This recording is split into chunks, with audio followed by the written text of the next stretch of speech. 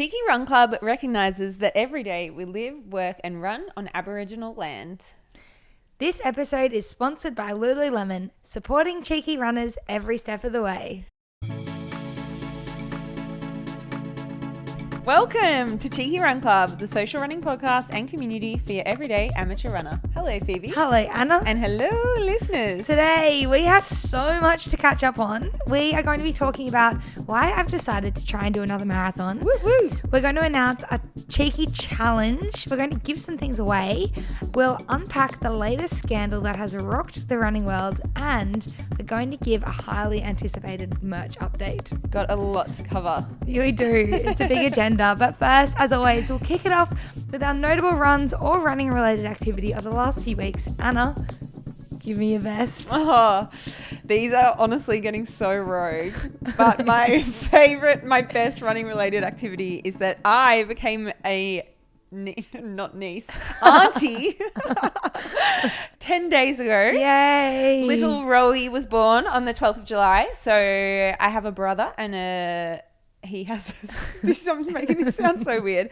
So I'm one of two. My brother has just given birth to his first child. His wife actually gave birth to her. Why am I making this so awkward? Anyway, she is so cute. It's so weird seeing something. I know you have nephews, so you're probably already used to this, but I don't know if you found the first time you looked at them being like, oh my gosh, yeah, you're half. I kept just being like, you're half James. Yeah. Like, that is so weird. There's something quite surreal. profound. Yeah. Sort of. Yeah. And did you find, so it's a very deep question, but did you like love her straight away? Yes. Yeah. I do you know what I'm like, precious angel. Precious angel. Is that what you said? I would never say call someone precious or call someone an angel. But when you say it's a bit of an ick. baby, but at her, I'm like, there are only two words to describe you, and it's precious angel. Oh, sweetheart. Anyway, I love her. So that was my. Wait. How are you going to loop that back to best run of the week? Okay, so it's looped back because it's running adjacent. Labour is hard. People compare it to running a marathon. For Sophie. So, and just out of sympathy, I thought that day was hard, knowing what she was going through. Okay, we'll take it. And that is how it relates to the best run of the week. What about you? My best run, I've had two great long runs. So I'm going to say my long runs have been really good. Yeah. And I'll give an honourable mention for both of them. So the long run 2 weekends ago, I did out at Yarra Flats, which is one of our favourite places to run. So good. It's just some of the nicest running in Melbourne. Definitely. It's this beautiful crushed gravel, but through the countryside. I feel like it's trail for Melbourne. It's trail for Melbourne. And then we actually did this loop at the end of it, which I haven't done before. I think you have. That was such a nice run. And I'd been away for a week for work before that. And the Friday night before the run, I'd had like the best night's sleep ever. And you know, when you wake up and you're just so excited for your run. Like I was so excited to the extent we were on our way there and Sean was coming, which was also just so exciting. And we were driving there and well, it could be a best run moment in itself. Yeah, literally. And I was playing music in the car. I was singing along, so happy. And when we were halfway there, Sean looked at me and was like, this is literally your equivalent of going out to the clubs. You're like, I was like, but better. I just was so what were you excited. Listening to? Oh, I couldn't tell you, but I was singing. That's the main thing. I was doing more singing than listening, I would say. And then I was just like excited because that was sort of a week after the half marathon, and I feel like I recovered from it really well. And then more recently, the most recent long run I did was the first long run that's getting a little bit longer. It was 2 hours and 15 minutes. Yeah. So I was very prepared. I had lots of gels, and I feel like I fueled myself really well, and I was surprised at how doable it felt. I was like, oh, that was fine. Like I think I'd hyped up my head to be that it was going to be a lot harder than it was. Yeah. But you fueled. But I fueled. Woohoo. I cannot tell you. It's crazy that we're still learning this, but over fueling, having more gels than you think you need. So for example, normally for a 2 hour run, I would have 2 gels, which I think is a good amount. And now for 2 hours 15, I had 3. I felt like I was just amazing the whole run. Yeah, I remember you saying that day after that you had recovered so well. Yeah. So that was the best. What was your worst? My worst is, again, sort of rogue, is the fact that I'm still not running. And I feel as if, I think I said to you last week, my hip has kind of gotten a little bit worse and I don't really know why. And I've been to the physio. I'm doing my exercises every day and I'm just not really sure what is going on. So that I feel like is just lingering in my head all the time because I'm so aware of it being like, does this hurt? Does this hurt? And like, because it is quite sore during the day as well, particularly when I sit down. Really? I just can't stop thinking about it. And in my head, I know this is illogical. It's a bit of like a brother, stop worrying about this. But like, I'm like, will I ever be able to run again? I don't know. I can. Anyway. It is totally logical, but I can so see how that's where your mind goes. Yeah. It's the only possible. So what is your next step with it? I'm going to go back to the physio and try and get in with the sports doctor as well. And I just keep on doing the exercises. I was saying to our Spanish correspondent the other day, Noz, said maybe it's just getting a little bit worse before it gets a heap better. Yeah, that's true. And I also think, because I was like, oh, maybe I just shouldn't do the exercises. What's the point? And then I sort of thought, oh, well, if I don't do them, it's definitely not going to get better. But if I do them, maybe it will a tiny bit. So I may as well just keep doing them. You may as well just keep doing them. Yeah. But I guess you need to get to the bottom of what it is. What's actually going on. Then that with might my old help. hippy dip. Because I feel like, and we've spoken about this before, but when you have a plan, everything becomes more manageable. Where it's like all the unknown kind of stuff. Where I'm like, what the bloody hell's going on? Whereas if you knew for sure that if you do these exercises for another 6 weeks, then you can start. Fine. Then you'd be like, cool, no worst, I'll keep doing them. Yeah, exactly. But yes, that's my worst non-running related activity. I mean, we'll get you back. Yeah, worst non-running. Let me hear yours. So as I said, the week after the Gold Coast Half Marathon, I was away. I was in Daylesford for a work trip, which was a lovely week. But for anyone who hasn't been to Daylesford before, it's a chilly place. Chilly place. It was so cold, and it's a fair bit colder than Melbourne. Yeah. And it was raining It was a cold week that week anyway, I remember. Was a really cold week. So, for example, some runs I went out and it would be -3 degrees, apparent temperature, 0 degrees. But it felt like I couldn't warm up. And I was only, because it was the week after the half, I was only doing little jogs. I wasn't doing any sessions, anything faster. But it just meant that I would never really warm up. And so for the first 2 runs, it was good because I convinced one of the guys that I work with to come with me. But then the last... He was like, stop it. Yeah, literally. So the last few I sort of did by myself. Yeah, the other thing is it's so hilly there.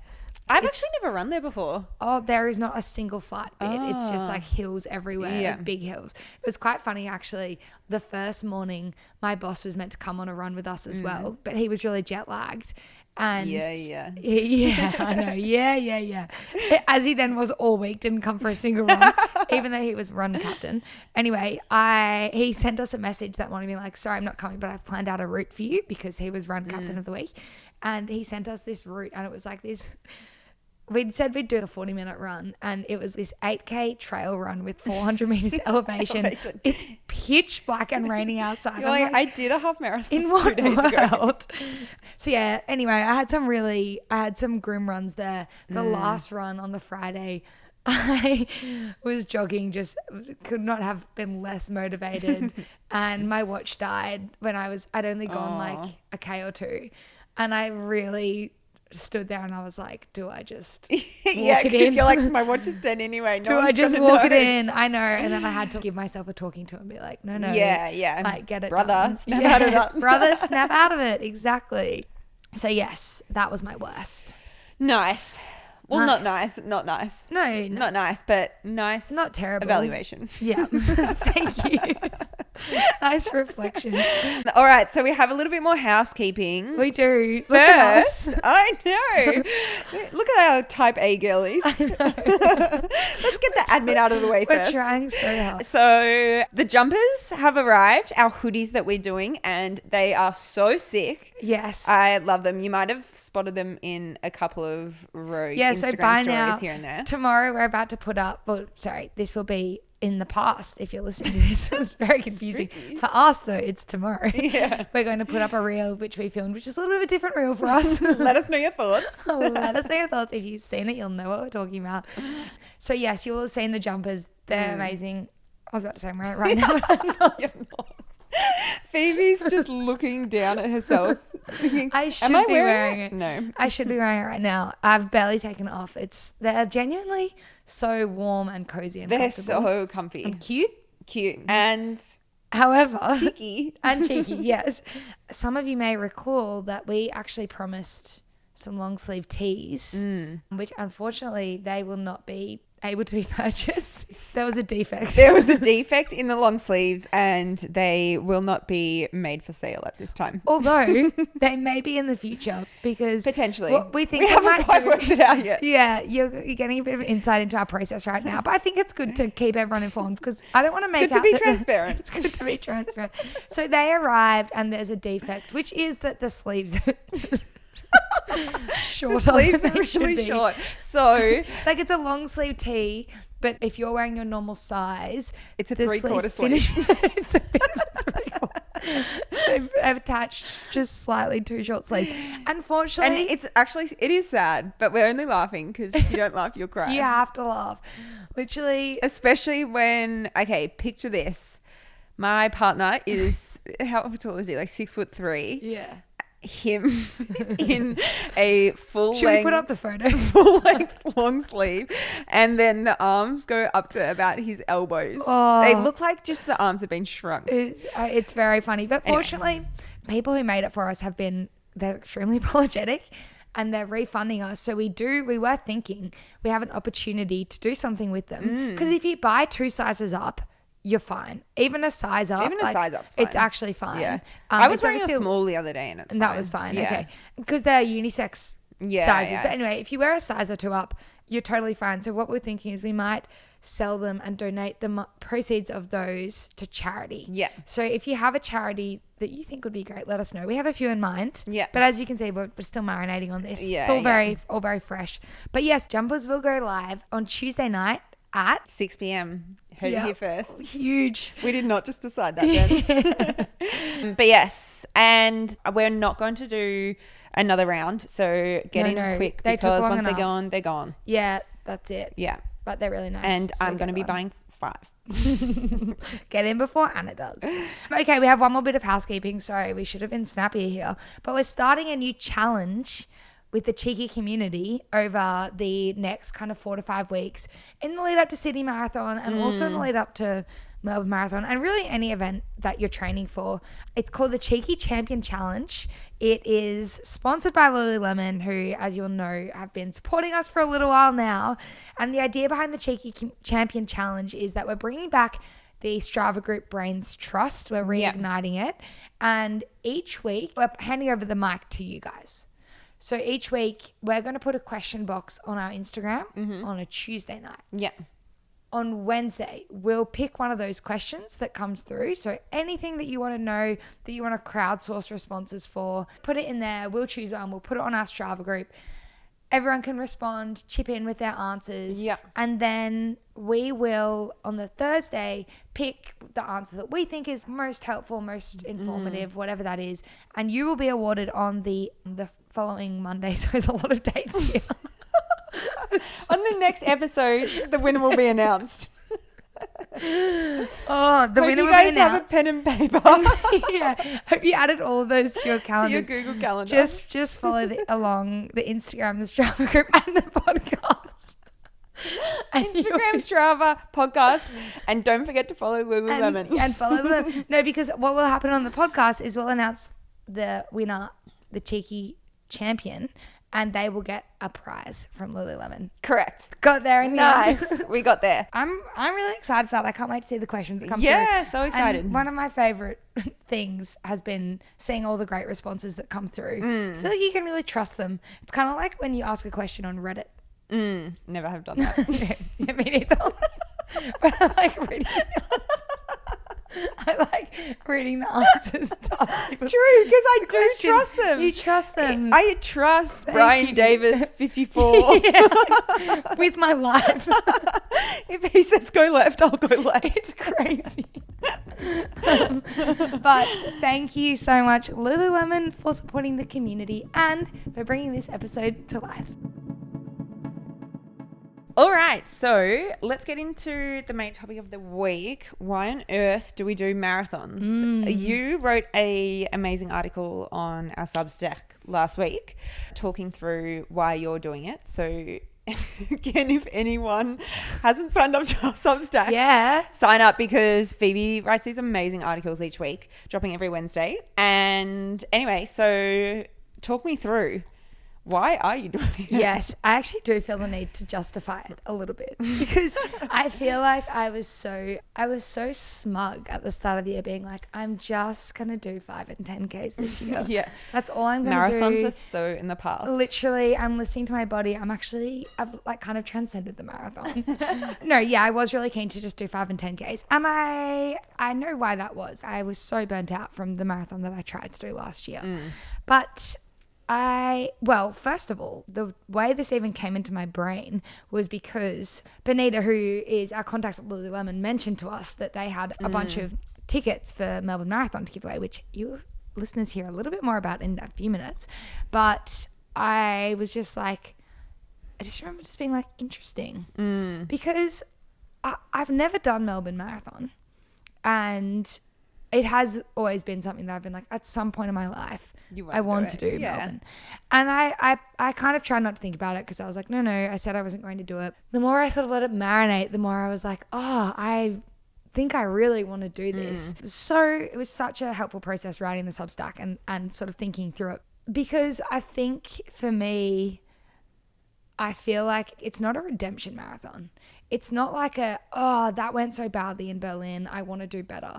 It's like I want to prove to myself that I learnt the lessons that I didn't live up to when I tried to train for Berlin last year. Yeah. And I want to see, okay, with this new, respect for my body and for what I put it through in a marathon block and for what I need to fuel it with and all of those things, can I apply that and get a better result? And by better result, I don't even mean time. I just mean have a block that feels like enjoy that I the love. whole process more. That is my entire goal, is like I want to enjoy every week of training. And it's not that I don't want it to be hard. I do want it to be hard. I want it to feel challenging, but within my abilities. Yeah. No, if that makes sense. Yeah, that completely makes sense. You want to be in control. Yeah.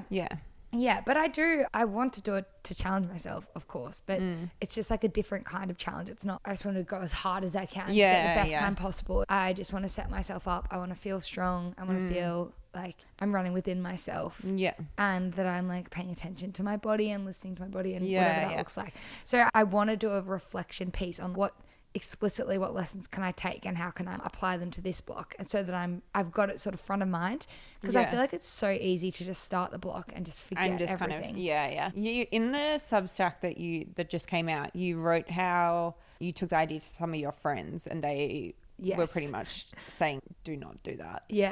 What was your response? Were you surprised by that, or? Well, so shout out Georgie, Jazz and Bronte, who gave me a really stern talking to.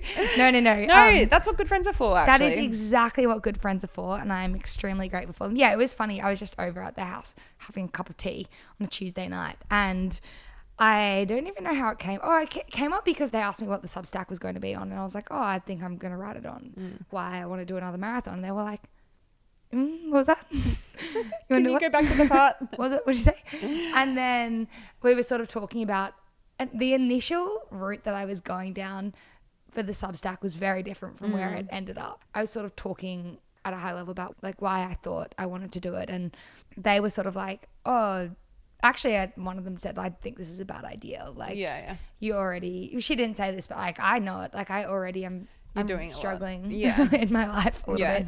Like, I'm feeling pretty overwhelmed, and adding a marathon adds a crazy amount of stress. And because it's the work and then it's also the recovery. Yes, but then at the same time, it's almost like I never want to do a marathon more than when I'm stressed. Yeah, in a because that's when sense. it's almost the most beneficial. Yeah. Because you have that like way to escape. And sorry, I shouldn't say escape. They're more sort of, you have like a longer period of time and a bit more of a focus on being in that meditative space. Yes. Yeah. And it's funny, I don't have a holiday booked for this year. I'm not really taking much time off. Yeah. And I know a marathon's like, it's different from a holiday, but it's giving me something to Look forward to. and break up the year and like purpose. yeah. And I think, and the other thing I touched on in the Substack, I actually wrote a lot more of it, but it was so late at night and I didn't know how to edit it. I took a lot of it out.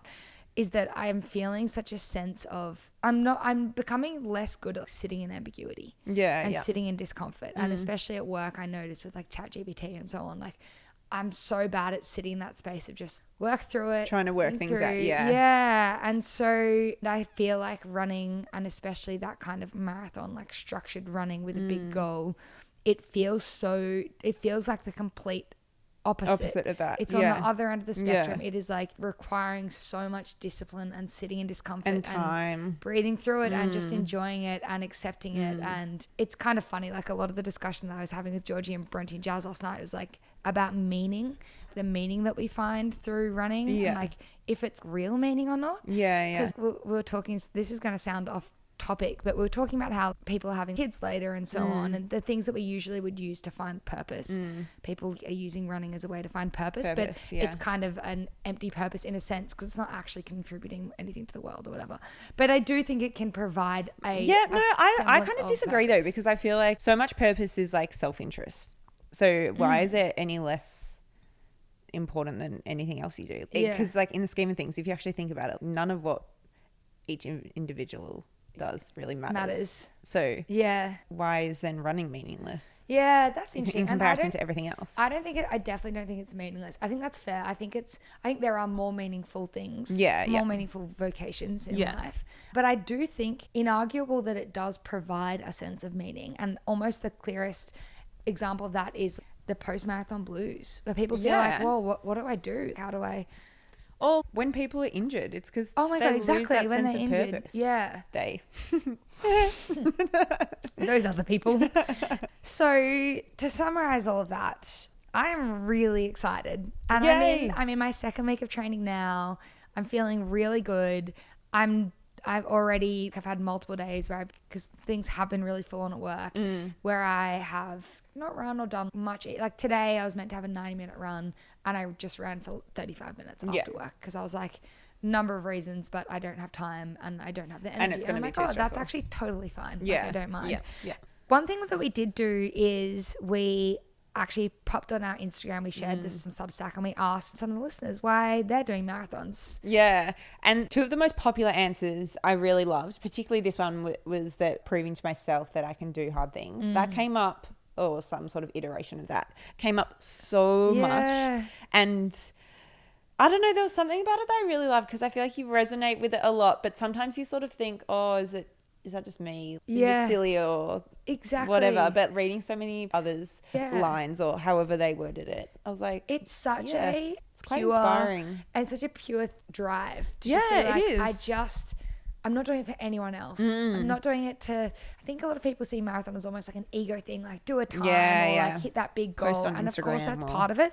But I think for 90% of the responders, it was like this personal thing. Like, I want to prove that I can be tough, that I can like do hard things, that I am able to do this. And that is pretty much exactly why I'm doing it. Yeah, really. exactly. Like, I want to prove to myself that I can do this challenge. And then the other one that came off quite a bit was that craving a challenge. A lot of people were just like, I need something hard. And I almost think that speaks to what I was saying before about being able to like sit in discomfort. Like I think people are missing that in their lives. Yeah. Well, everything at the moment is so, you sort of click your fingers and you have it. Everything's so easy to get all the time. So... And running is still never that. It never is. And it's never sort of like... There's no shortcuts. A straight line. Everyone just has to do the work. Yeah. It's very equalizing in that sense. Exactly. Yeah. There are a few other good responses. Yes. One was redemption, which I actually quite like. The only thing I worry with that is I think if things don't go well, it's worse than before. Yeah. So I don't know. I mean, not that we're here to judge people's running lives. These poor Sorry. people. No, But I just feel like you need more than redemption. you do need more than. I think it can be a factor. Yeah, but you have to also just want to do it. Yes, as well articulated. The other one I liked. My ex ran a faster marathon. Yeah, that would be motivating. That would be so motivating. Yeah, and I need to beat my sister. XX. Don't forget it. One I also liked was I honestly have no clue, which is fair. Yeah. I feel like sometimes people, you just find yourselves in this position. You're like, I actually don't know why I'm doing this. There's definitely a subsection of people who like every runner like, how did I? How am I somehow on this start line? Yeah. But so to wrap this all up, we mentioned right at the top, but Lulu Lemon has given us 15 entries to the Melbourne Marathon to give away. Woohoo! These can also be half marathon entries, I believe. Or 10K. Yeah. If you're keen to race that weekend, we still have, when this comes out, it'll be about 11 weeks, which is perfect training block. Yeah. So the way that you enter and potentially win is just shoot Anna and I a DM. Yeah. And we just talked through why I want to do it and why a whole bunch of the listeners want to do it. But tell us why you want to do it. Like what's driving you to want to do a marathon? And we'll pick the winners from there. Yay. Very exciting. The last segment of today is the rundown, which is where we unpack what's been happening in the running world of late. I'm so excited for this because I haven't prepped this bit at all, and I've just had a look, and you've done prep. I have actually tried to minimize it. What we're talking about is Ruth Chetngetich. Gosh, I'm going to call her Ruth from now on. Ruth. And That was pretty good, though. Apologize, Ruth, if that is not how you pronounce your surname. Anyway, Sorry, Ruth. She is a Kenyan marathoner. She made headlines last week for being provisionally banned due to testing positive to a banned substance after breaking the women's world record in Chicago. She's 30 years old. A lot of the time, I feel like people associate athletes who've tested positive with drugs that maybe they've like come out of the woodwork, were kind of a nobody earlier, and then all of a sudden have like really, really improved. Although her times have obviously improved a crazy amount. She actually won the world champs, which I actually didn't know any of this. She won the world championships in the marathon in 2019. And then she's also won the Chicago Marathon, which is one of the world majors, in 2021, 2022, before breaking the world record in 2024, which was at the end of last year. And that is when, so it was that world record, so it was that Chicago win that really drew a lot of attention to her, and there was just a lot of suspicion around her breaking the world record. So why was that? What times was she doing, and how much of a jump was that? Or if you know. So she ran the marathon in 2:09:56, so she was the first woman to not just break 2:10 but also break 2:11. And hadn't 2:11 was only broken a couple of years ago, and that world record was like a 4-minute world record. Was a record by I think just over 3 minutes. Crazy. Yeah, so crazy. That was already insane. Like it was like 2:15 for ages. No one. Yeah, so Paula Radcliffe Paula Radcliffe from England had the world record. I think it was 2003, maybe plus or minus 10%. It might have been 2005, but I'm pretty sure 2003, and hadn't been broken since then. And then Asefa from Ethiopia. Tigst. Yes, broke it a few years ago and broke it in 2:11 something. I can't remember what exactly. And because I remember that happening. And that was like, huge. And everyone, even with that, was a bit like, oh, wow, that is super fast. Yes. Anyway, then Ruth has come out in October last year in Chicago and, broken it again. Absolutely smashed it. She also, for the first half marathon, so breaking the marathon into 2 half marathons, the first 21K she did, that was the 5th fastest time ever by a female to run a half marathon. And then her second half was the 36th fastest ever half marathon. Wow. Crazy. Wow. Yeah. And didn't she get like a 5K PB or something? I'm actually not sure if she got a 5K PB, but the first 5K she went out in was 15 minutes flat, which is 3-minute pace, which is crazy. I mean, that's really not that far away from the men's. from like getting to the world champs in a 5K. Oh my God. Yeah.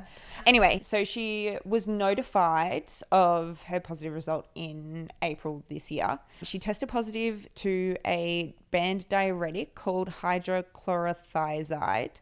These diuretics are often used to actually hide other performance enhancing drugs. So they're sort of like a masking agent. The thing is though, because this test result was from after her world record, the world record will still stand. As all of the rules are set at this time, the world record will still stand because there's no proof to say that like she was doping at that time, which people are obviously a little bit, but that's just the rule at the moment. That's just the rule, yeah. Yeah.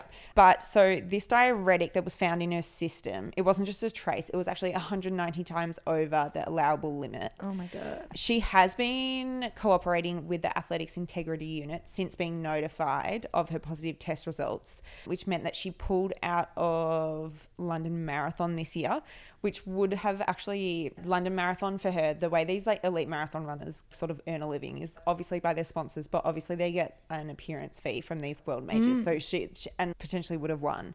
So she was already dropping out of that. And I think potentially maybe, one, because she's cooperating, but also if she accepted the ban from then, because it's a diuretic rather than actually being the substance, the actual performance enhancing. She is provisionally banned at the moment for 2 years rather than 4 years. So by serving her she's starting it ban earlier, of 2 basically. years, it will mean she'll be back in 2027, which is she'll be like 32.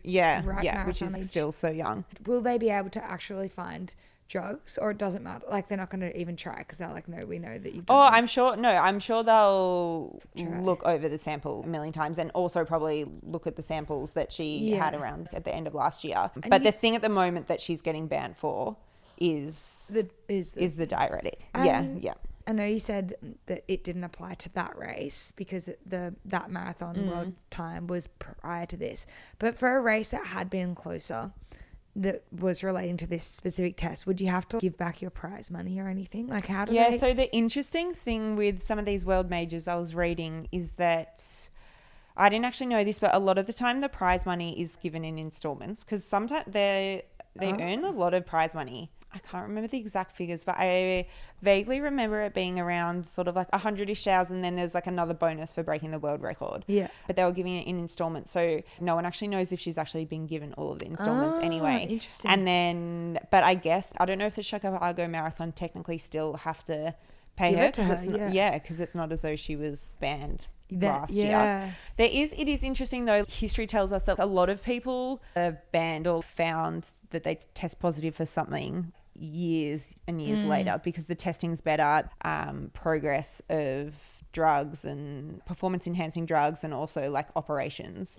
Often it's not until much later that the testing's kind of caught up to that. So like famously, I feel like, do you remember, I think it was Marion Jones, the US Olympic runner. She won all these gold medals, never had a positive test result, and then it was like years later that she ended up testing positive. So what are because they like go back and test the samples. What are the athletes saying about this? So understandably, I feel like a lot of athletes are pretty upset, as well as the broader running community. I actually really love this Olympic marathoner. Emily Sisson posted the following. I thought she articulated it really, really well, so I'll just read it out. Ignorance is bliss is how you have to operate on a starting line to give yourself a shot and not count yourself out of any race. Plus, you can have your own gut instinct, but you can never really know. What has been something that has been hard for me to swallow lately is feeling like trying to keep up has really taken a toll on my body. I try to keep things light and positive, but when this news break, it feels like such a punch in the gut. God. So it'd be so hard because it's not as though like you're pushing your limits more as well. Yeah. Because you're like trying to keep up, you're trying to do more training, you're probably going to get injured more. Like how do you stay motivated? Well, I literally think you kind of almost have to have your head in the sand and just not think about it, like compartmentalize. It's funny to like throw back to our enhanced games episode. This is sort of why they want to do the enhanced games on one, or why they say they do at least, is because doesn't feel like it's an even playing field. No. Yeah, when it should be. Yeah. Yeah. And how big of a problem is this? Like, geez, is this just like a one-off freak thing, or do you think there's more happening? Well, I mean, not everyone that is taking performance enhancing drugs is obviously getting caught. At the moment, there are currently at this time, there are currently 140 Kenyan athletes on the Athletics Integrity Unit global list of ineligible people. Oh, so who are actively banned? Yeah, so that was on the... They're in athletics. Yeah, that was the 1st of July. What? So in contrast, so there's systematically a huge issue in like Kenyan athletics. In comparison, India has 129 athletes on that list. Russia has 61. Ethiopia has 15. The US has 14. Great Britain and Australia have 0. Wow. Keep in mind that, as I said before, only a small fraction of dopers are actually caught. Sorry, also though, we wouldn't even have 190. We'd barely have 190 like that are getting elite Yeah. Yeah. And then 109. That is so many. I know, it's crazy. I think the thing that's like, not to be like super cynical, but the thing that's hard is that I feel like a lot of people think that, if you're passing a drug test, that means you're clean. But kind of to what I was saying before, a lot of the time, it's like a competition in the sense of who's more progressed. It's the people and the doctors doing the drugs. Yeah. And the people trying to make a test yes. for them. I was having this conversation with Carly, our friend Carly, on a run of who would you be most shocked? Oh, who would you be most like heartbroken if you found out they were doping? Because there are definitely athletes who, if I found out they were doping, I would not know what to. Right. But it's also crazy to think, coming back to the thing that like the negative test result, who famously has never had a positive. Lance Armstrong. Yeah. So like crazy. Anyway, so I feel like I can't say any of this stuff without kind of highlighting the bigger issue, which is the people, like it's not necessarily the athlete themselves, but it's the people behind the athlete and above them. So Ruth's agent is an Italian, Federico Rosa. He has a long history of representing athletes who failed drug tests, but he's still allowed to operate. Interesting. Are there no repercussions for the coach or manager? So there was talks about him potentially getting banned. This was when someone else tested positive, but then he was allowed to keep working. Wow. Yeah, I think it's also really important in some of these situations. Obviously, I am very much firmly against athletes taking performance enhancing drugs and everything. But for a lot of these athletes, it is a chance at a better life for not just themselves, but their families. Or like their village, like exactly, like it's like Faith Kipyegon has been able to fund electricity for her entire village and all this stuff. Exactly. And coming back to one of my favorite books is written by a professional cyclist, Tyler Hamilton, called The Secret Race, and he details his time being a must read. I really suggest that you read this now that I'm a reader. I've read it. Have you? I read it, yeah. Oh, how good is it? It is amazing. It's amazing. Like the insight that it gives you is insane. To the slippery slope that is at that time's elite cyclists, but now potentially in some of the elite running community. And it does give you so much empathy for the people who are kind of caught up in it all. Yeah. So Tyler Hamilton was a professional cyclist on a team with Lance Armstrong, and he details his time throughout that period taking performance enhancing drugs and how it was just sort of the way of life for the team. Like you're either and he articulates his own experience, how it was a black and white decision between being a professional athlete by participating in the team's doping scheme or going home and giving up his dream of being a professional cyclist altogether. It's insane, but he has to lie to his whole family again and again and again, and you get the feeling reading it that it's like this catharsis where he can be like, I can finally talk about every single detail, how they sneak the blood bags in to continue dope on the tour, who was doping for what leg that like allowed them to do what crazy feat. It's crazy. We'll put a link to it in the show notes because it's so good. And I feel like it's a great example because in his situation, I genuinely think he's a good guy. Yeah. And you see how, as you said before, how slippery the slope is. But he's an American, I don't really know his full family history, but like he wasn't sort of funding his whole family or village or that kind of thing. Imagine that on I know. Pardon the pun, steroids. Yeah. Of knowing how much it will impact, well, like could potentially impact all of your loved ones and everyone around you. Yeah. Anyway, it's tough. It's tough. That's a great rec, though. Definitely give it a read. And yeah, I don't know, maybe we obviously don't have a solution to any of this, but I do think we never really have talked about it much on the podcast because it feels like a really big, scary thing to talk about. But I feel like we should talk about it more because it's very interesting. It is interesting, but I feel like it's just so huge. Even then, I just feel like I didn't do an credit because it is such a huge story. And there are so many there are so many avenues to go down and so many things to kind of like acknowledge as well. But yes, very interesting. Watch this space. We'll see what happens. Yeah. So it's a provisional ban at the moment. So it's in review. So we'll see. Watch this space. Tut. I think that's all we got time for today. I think it is. I reckon if we can finish with a request, have a look at our TikTok. Anna and I are on a journey with TikTok. We're really trying. We have set ourselves a goal of posting every day for this season, I think. Yeah. And we're on a streak. We're on a 4-day streak. 3 day. No, 4 today. Oh, is it 4 today? 4 today. Look at us. So yeah, there's content. It's gonna be 5 tomorrow. There's content that's getting shown on TikTok that isn't getting shown on Instagram.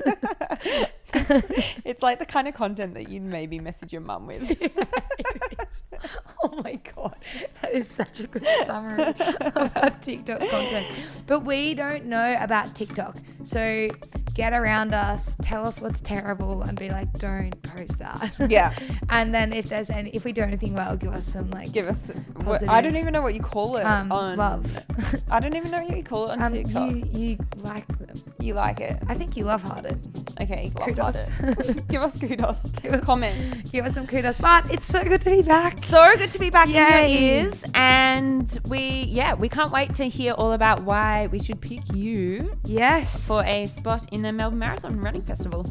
See you next week. Bye. Bye.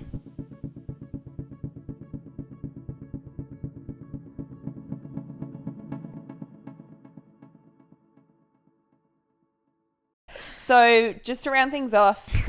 Oh, actually, no, I'm not explaining that again because I fucked it up. That was really bad.